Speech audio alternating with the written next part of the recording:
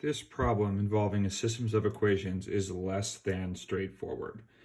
While systems of equations are a must-know for the SAT exam, this particular problem seems to be written in such a way to get you to chase your tail doing the algebra. What you're going to need is a systematic, step-by-step approach. I've color-coded everything here to try and make things a little bit easier. X's are in blue, Y's are in Y, and straight constants are in green. So notice the pitfalls that we've been given right off the bat. Our X terms and our Y terms on the left side of the equation aren't lining up with each other. So we're going to have to do something with that. And then over here, while we have a constant term and a variable term, we have a Y term on the first equation and an X term on the second equation. So the first thing I'm going to do is reorder this side. Notice how I took the sign with me as I reordered the terms. That's important. The sign is married to the term. The next step is to get all my variable terms on one side of the equation and all my constant terms kept on the other side of the equation. So for this one here, the top equation, that's going to mean adding 2y to both sides. And for the bottom equation, that's going to mean adding 4x to both sides.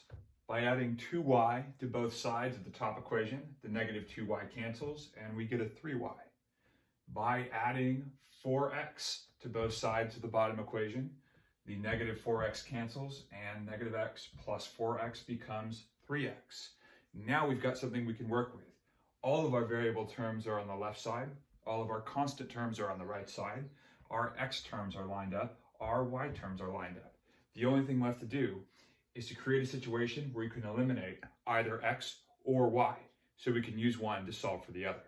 Next, we're going to employ a scalar so that we can use elimination. The coefficients tell you what your scalar ought to be. I'm going to eliminate x and then solve for y, though you could just as easily eliminate y and then solve for x. 2 and 3 both have the flavor of 6. How do I turn a 2 into a 6? I multiply by 3. But if you do something to one term in your equation, you must do it to every single term in your equation. How do I make a 3 into a 6? I multiply by 2. And the same rule applies. You scale up every single term inside your equation such that you can eliminate one variable. 3 times 2 is 6, 3 times 3 is 9, 3 times 7 is 21. 2 times 3 is 6, 2 times 5 is 10, 2 times 5 is 10. Now we can subtract the bottom equation from the top equation, cancel out x, and solve for y. 6x minus 6x is 0x. This term might as well not even be here. 9y minus 10y is negative y. 21 minus 10 is 11.